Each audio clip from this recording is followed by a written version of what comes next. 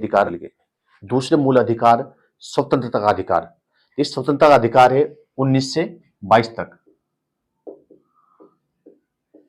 इसमें पहला अधिकार है, पहला अनुच्छेद है अनुच्छेद 19। इसमें है अभिव्यक्ति व अन्य स्वतंत्रताएं। 19 के 6 पार्ट है। 19(1), 19(1), 2, 3, 4, 5, 6। 19(1) के कई पार्ट है। फिर 19(1) क, ख, ग, घ, उसमें कुछ आजादी दी गई है। और 19(2) से लेकर 19(6) पर उनमें प्रतिबंध लगाए गए हैं। तो इन पे एक एक बात करेंगे हम। देखिए 19(1) में स्वतंत्रता है और बाकी 2, 3, 4, 5, 6 में उन पर प्रतिबंध है, युक्तियुक्त प्रतिबंध। 19(1) क में है भाषण व अभिव्यक्ति की स्वतंत्रता। भाषण व अभिव्यक्ति की आजादी, आपको बोलने की आजादी है। इसी में प्रेस की आजादी भी शामिल है, प्रेस पत्रिका की आजादी इसी 19(1) में है। और सुप्रीम कोर्ट के अनुसार मतदाता को उम्मीदवार के बारे में जानने का अधिकार भी 19(1) में शामिल है। ध्यान रखना, हमने पहले कहा कि जो आपकी जो आजादी है, जो स्वतंत्रता है, ये असीमित नहीं है, इन पर सीमा है, इन पर प्रतिबंध है, इन पर युक्तियुक्त प्रतिबंध लगाए गए हैं। युक्तियुक्त का मतलब है तार्किक प्रतिबंध लगाए गए हैं। जैसे आपको आजादी बोलने की, लेकिन आपकी आजादी से दूसरे की मानहानि ना हो, लोक व्यवस्था भंग ना हो, सदाचार भंग ना हो, या हमारे विदेशों संबंध खराब ना हो, तो इसमें प्रतिबंध बताए गए हैं 19(2) में। 19(1) का पर प्रतिबंध है 19(2) में इसमें। और फिर 19(1) ख में है शांतिपूर्ण व हथियार रहित सम्मेलन करने का अधिकार। आप शांतिपूर्ण हथियार रहित सम्मेलन कर सकते हो, यह आपको अधिकार है। पर इस पर प्रतिबंध है 19(3) में, आपके सम्मेलन से लोक व्यवस्था भंग ना हो, उसमें कुछ प्रतिबंध बताए गए हैं। फिर 19(1) ग में है संगम या सहकारी समिति बनाने का अधिकार। मूल संविधान में संगम बनाने का अधिकार था, फिर बाद में 97वें संशोधन 2011 में इसमें जोड़ा गया समिति, सहकारी समिति, ये शामिल किया गया। इस पर प्रतिबंध है 19(1) ग में 19(4) में। इसके बाद 19(1) घ में भारत के राज्य क्षेत्र में अबाध संचरण का अधिकार। बाधा रहित संचरण, आप भारत के किसी भाग में जा सकते हो, घूम सकते हो, यह आपको अधिकार है। और इस पर प्रतिबंध लगाया गया। सरकार आपको स्वास्थ्य को देखते हुए या जनजातियों के हित में देखते हुए कुछ प्रतिबंध लगा सकती है, रोक सकती है आपके इस अधिकार को। तो ये प्रतिबंध दिए गए 19(5) में। ठीक है, समझिए, आप क्वारंटाइन किया गया आप लोगों को कोरोना काल में, वैसे प्रयोग किया गया 19(5) का ही। आपको कहीं भी जाने का अधिकार नहीं, सरकार ने आपको क्वारंटाइन कर दिया एक जगह, ताकि और लोगों का स्वास्थ्य प्रभावित ना हो। 19(1) ड में है भारत के किसी भाग में निवास करने व बसने का अधिकार। आप भारत में कहीं भी निवास बस सकते हो, इस पर भी प्रतिबंध है 19(5) में ही। घ और डा में प्रतिबंध 19(5) में है। इसके बाद 19(1) च में था संपत्ति के अर्जन का अधिकार, यह समाप्त कर दिया 44वें संशोधन 1978 में। और ये भाग 12 300 का में कर दिया संपत्ति अधिकार। अब विधिक अधिकार है, अब ये अधिकार नहीं है। 19(1) छ में है कोई भी व्यक्ति उपजीविका व्यवसाय या व्यापार करने का अधिकार है आपको, इस पर प्रतिबंध लगा 19(6) में।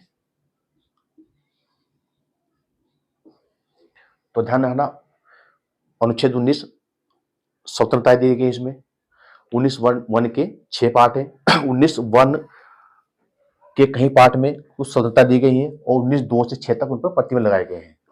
अगला अनुच्छेद है अनुच्छेद 20। अनुच्छेद 20 में है अपराधों के लिए दोष सिद्धि के संबंध में संरक्षण। अपराधों के लिए दोष सिद्धि के संबंध में संरक्षण दिया गया है अपराधियों को। इसके 3 पार्ट है, 20(1), 2 और 3। देखिए 20(1) में क्या है, भूतलक्षी विधियों से संरक्षण। समझिए इसका मतलब, इसका मतलब ये है कि सरकार किसी विधि को भूतलक्षी एक पीछे से लागू नहीं कर सकती। जैसे समझिए आप, किसी व्यक्ति ने, या सिंपल समझो आप, जिस समय किसी व्यक्ति ने जो अपराध किया उस समय विधि में उसके लिए जो दंड है उसे वही दंड मिलेगा। यदि सरकार ने बाद में कोई विधि बनाई, उसमें दंड बढ़ा दिया उसका, तो उसे वो दंड नहीं दिया जा सकता। जैसे किसी व्यक्ति ने आज कोई अपराध किया और उसके लिए आज 4 साल की सजा है,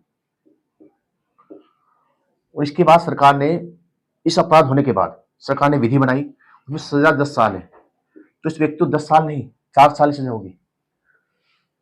यानी आपराधिक विधि को पीछे से लागू नहीं किया जा सकता।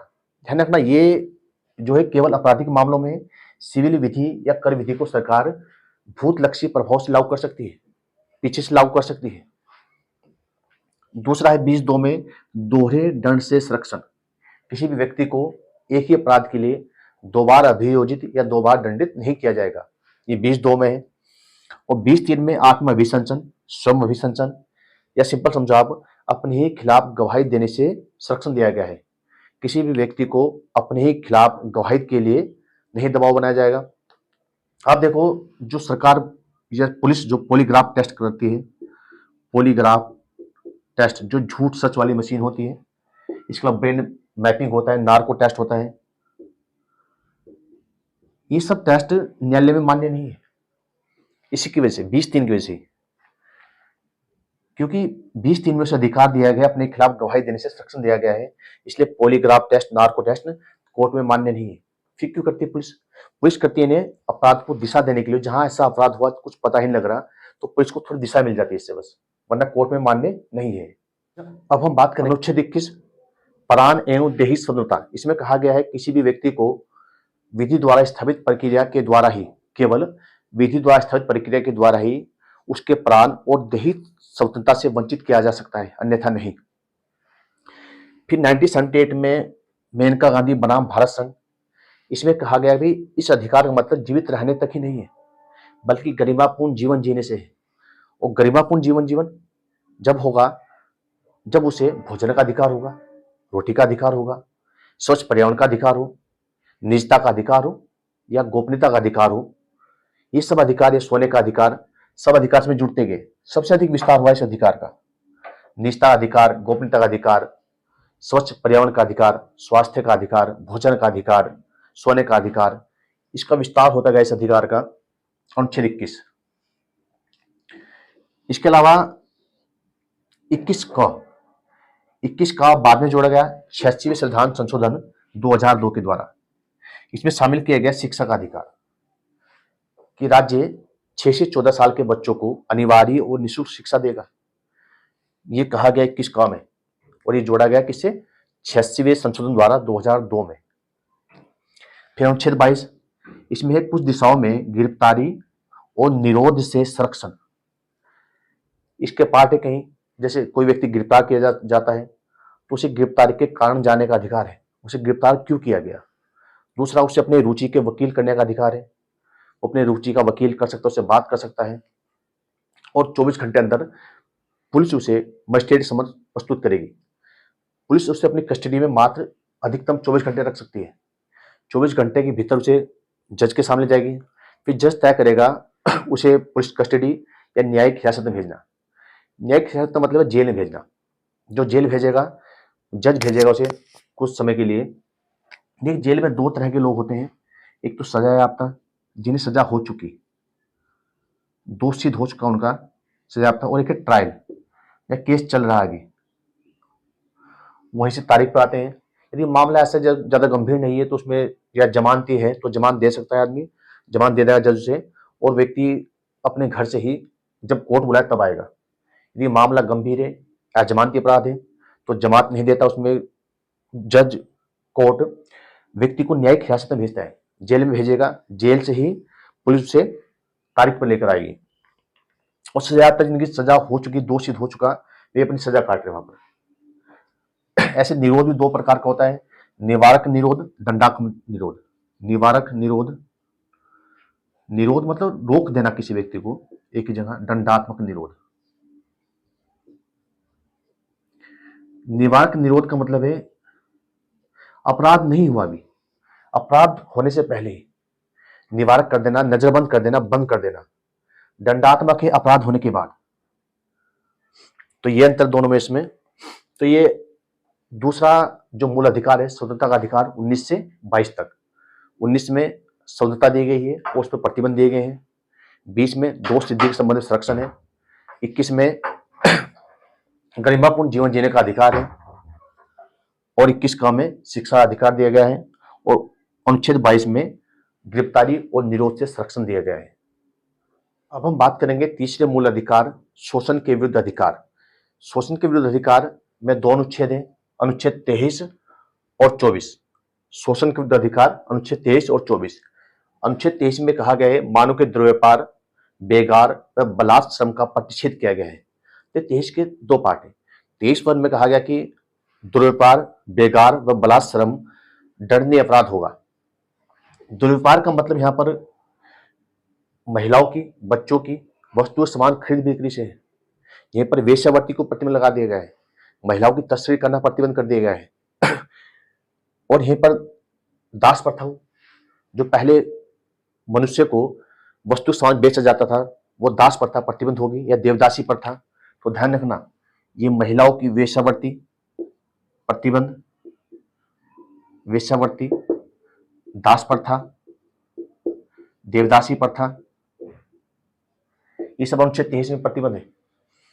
बेगार, बेगार बिना पैसे दे काम करना, जो पहले जमींदार या कुछ बड़े लोग किसी गरीब व्यक्ति से लट के बल पर बिना पैसे दे काम कराते थे, वो प्रतिबंध है, बेगार नहीं कराएंगे, मजदूरी देंगे। बलात्कार श्रम, जबरदस्ती काम कराना, ये सब प्रतिबंध कर दिए गए अनुच्छेद 23 में। तो अनुच्छेद 23 को लागू करने के लिए संसद ने, संसदों का अधिकार है कि वो 35 में, अनुच्छेद 35 में अधिकार है कि वो मूल अधिकार को लागू करने के लिए अधिनियम बना सके। तो संसद ने अपनी 35 में दी गई शक्ति प्रयोग करते हुए एक अधिनियम पारित किया, अनैतिक दुर्व्यापार निवारण अधिनियम 1956, जिसमें वेश्यावृत्ति को प्रतिबंध कर दिया गया है।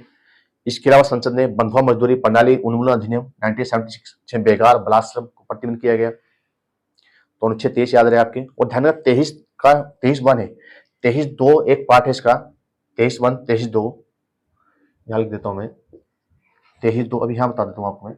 23(2) में कहा गया कि सरकार किसी अनिवार्य काम के लिए नागरिकों पर कोई सेवा आरोपित कर सकती है।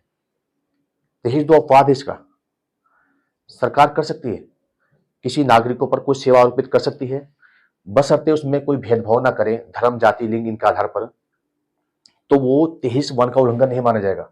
अर्थात सरकार बेगार करा सकती है नागरिकों से, बशर्ते उसमें भेदभाव ना करे, सरकार को अधिकार है कराने का। ये 23(1) का अपवाद है। 24 में कहा गया है कारखानों आदि में बालकों के नियोजन का प्रतिषेध। कारखानों या परिसंकट में एक कार्य है कोई, उनमें 14 साल से कम बच्चों पर काम नहीं कराया जाएगा। इस अधिनियम को लागू करने के लिए, इस अनुच्छेद को लागू करने के लिए सरकार ने कारखाना अधिनियम 1948 पारित किया और बाल श्रम प्रतिषेध अधिनियम 1986 पारित किया। इसमें 2016 में संशोधन भी हुआ। तो ये है शोषण के विरुद्ध अधिकार 23 और 24। बात करेंगे हम धर्म की स्वतंत्रता का अधिकार। धर्म की स्वतंत्रता का अधिकार अनुच्छेद 25 से लेकर 28 तक है। इसमें 4 अनुच्छेद है, 25, 26, 27, 28। अनुच्छेद 25, अंतःकरण की और धर्म को अबाध रूप से मानने, आचरण करने और प्रचार करने की स्वतंत्रता। अबाध रूप से मानने की, आचरण करने की और प्रचार की। आप अंतःकरण से कोई भी धर्म मान सकते हो, यह आपकी इच्छा है। फिर आचरण, अपने धर्म के अनुसार आचरण कर सकते हो। जैसे सिख पगड़ी धारण कर सकता है, कृपान धारण कर सकता है, हिंदू व्यक्ति तिलक धारण कर सकता है, मुस्लिम व्यक्ति लंबी दाढ़ी रख सकता है। ये उसे अपने धर्म के अनुसार आचरण करने का अधिकार है। प्रचार करने की स्वतंत्रता, अपने धर्म का प्रचार प्रसार कर सकता है वो। एक वाद हुआ फादर स्टेनलिस बनाम मध्य प्रदेश 1977 में वाद, उसमें सवाल पूछा गया सुप्रीम कोर्ट से कि क्या धर्म प्रचार करने की आजादी में धर्म परिवर्तन करने की आजादी है? तो सुप्रीम कोर्ट ने मना कर दिया कि नहीं, प्रचार का मतलब धर्म परिवर्तन की आजादी नहीं है आपको। हाँ, कोई व्यक्ति अपनी इच्छा से कोई भी धर्म मान सकता है, पर प्रचार का मतलब यहां धर्म परिवर्तन नहीं है। अनुच्छेद 26, इसमें कहा गया धार्मिक कार्यों के प्रबंधन की स्वतंत्रता। प्रत्येक व्यक्ति को अपने धर्म के कार्यों के मैनेजमेंट की स्वतंत्रता है। वो धार्मिक कार्यों के प्रयोजन के लिए संस्थाएं बना सकता है, चल अचल संपत्ति इकट्ठी कर सकता है और उसका विधि के अनुसार प्रशासन कर सकता है। ये आजादी ट्रस्ट बनते हैं। तो ये उसी अनुच्छेद 26 में ही ये आजादी दी गई है। देखिए अनुच्छेद 27, इसमें कहा गया किसी विशेष धर्म को संपोषित करने वाले करों के समुदाय के बारे में स्वतंत्रता। ध्यान से समझिए बात को, किसी विशेष धर्म को संपोषित करने वाले करों के समुदाय के बारे में स्वतंत्रता। इसका सिंपल मतलब समझो आप, सरकार आपसे कोई ऐसा कर नहीं लेगी जो कर किसी विशेष धर्म के लिए खर्च किया जाता हो। ऐसा समझो आप कि सरकार जो सरकारी पैसा है, जो कर से पैसे इकट्ठा हुआ, उस पैसे को किसी विशेष धर्म के लिए खर्च नहीं करेगी।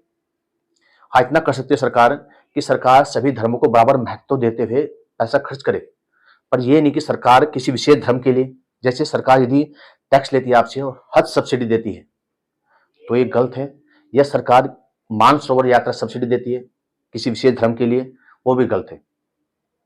तो 26 में कहा गया कि किसी विशेष धर्म के लिए सरकार आपसे कर नहीं लेगी। ध्यान रखना है, कर को मना किया है, शुल्क को मना नहीं किया। फी ले सकती है, शुल्क ले सकती है। 28 में कहा गया कुछ शिक्षा संस्थाओं में धार्मिक शिक्षा या धार्मिक उपासना में उपस्थित होने के बारे में स्वतंत्रता। भी आपको कोई धार्मिक जो सरकारी संस्थाएं हैं उसमें धार्मिक शिक्षा नहीं दी जाएगी, इसमें कहा गया। इसके अलावा यदि कोई ऐसी संस्था है जो सरकार से आर्थिक सहायता लेती है या सरकार से मान्यता प्राप्त है, उसमें दे सकता है, लेकिन बाध्य करके नहीं। इसके अलावा अन्य है जो ना तो सरकारी है ना सरकार से कोई सहायता लेती है, वहां दे सकता है बाध्य करके। यहाँ धार्मिक शिक्षा की बात की गई अनुच्छेद 28 में। तो 25 से 28 तक धार्मिक स्वतंत्रता का अधिकार। अब बात करते हैं अगले मूल अधिकार, संस्कृति व शिक्षा संबंधी अधिकार 29 से 30। इसमें दो मूल अधिकार हैं, अनुच्छेद 29 और 30। 29 में कहा गया है अल्पसंख्यक वर्गों के हितोत्तरक्षण। देखिए, संविधान में अल्पसंख्यक शब्द कहीं परिभाषित नहीं किया गया है। दो प्रकार के अल्पसंख्यक हैं, एक धार्मिक आधार पर और भाषाई आधार पर। इसमें कहा गया है कि किसी भी नागरिक को जिसकी अपनी विशेष भाषा, लिपि और संस्कृति है, किसी भी भारतीय नागरिक को जिसकी विशेष भाषा, लिपि और संस्कृति है, उसे उसके संरक्षण का अधिकार होगा, ये कहा 29 में। फिर 30 में कहा गया है शिक्षा संस्थाओं की स्थापना, प्रशासन करने का अल्पसंख्यक वर्ग को अधिकार। अल्पसंख्यकों, चाहे वो भाषाई अल्पसंख्यक है या धार्मिक अल्पसंख्यक है, उन्हें अपने रुचि के अनुसार शिक्षा संस्थाओं की स्थापना करने का और उनके प्रशासन करने का अधिकार होगा, ये कहा गया है 30 में। तो सांस्कृतिक शिक्षा संबंधी अधिकार है 29 और 30 में।